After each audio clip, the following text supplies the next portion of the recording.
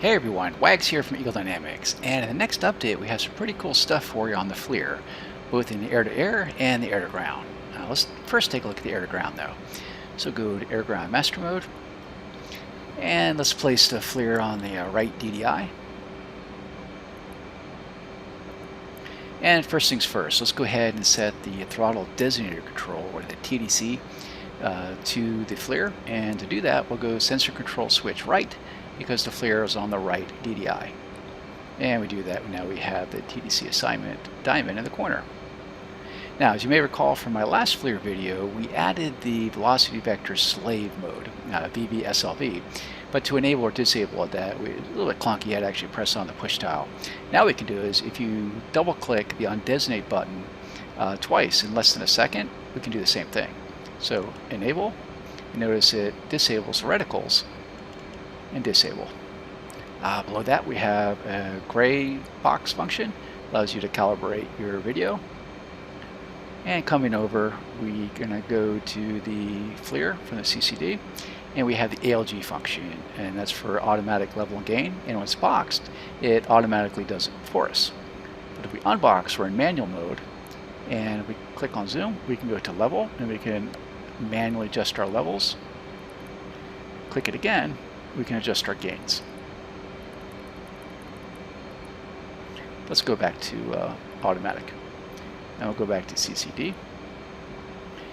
And in the corner, we have an attitude indicator, which will show our roll. And as we start putting angle attack on the jet, the icon in the middle will change. So right now we're in what's called snowplow mode, where the FLIR is looking ahead of us and a bit down and moving along with us, as you can see. But in this mode, we can slew it around. And when we find a location we're interested in, we'll depress the throttle designator control, or TDC. And now we also have a laser range as well. And up on the HUD, note that the diamond is now segmented, indicating that it can still be slewed, as you can see. At any point, we can hit the undesignate button to go back to snowplow mode. This used to be the cage on cage button. Let's go back and designate.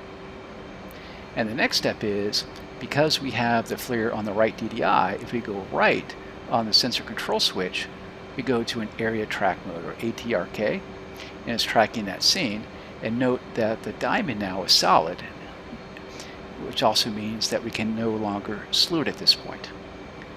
If we go right again on the sensor control switch, we go into a point track. And again, at any point, we can hit on designate to go back into snowplow mode. So this adds a lot of functionality and realism to the pod. And we're still working on coordinates as well as bullseye coming a bit later. Okay, now let's take a look at air-to-air.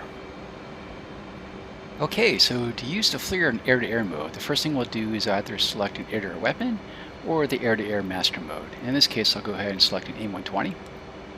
And we do that, we see that we have the air-to-air radar on the right DDI and the FLIR in air-to-air mode on the left side.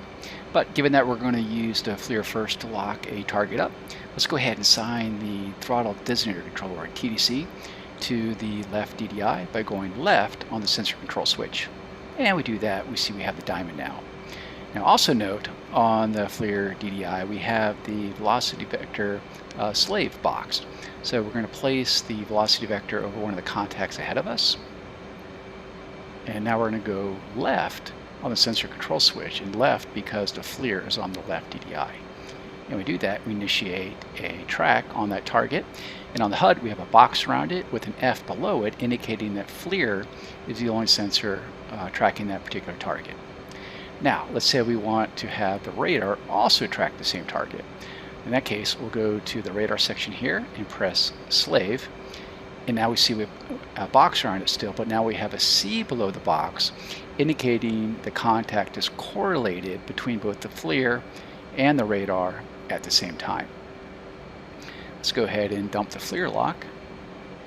So right now, the radar is the only sensor tracking it, indicated by no F or no C below it. But let's say now we want to have the FLIR track it after all. In that case, we'll go to the RRSLV and box it.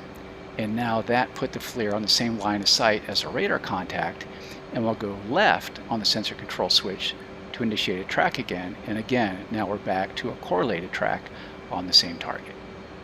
Anyhow, folks, those are some of the updates coming for the targeting pod. I hope you enjoyed this video, and I'll see you next time. Thanks.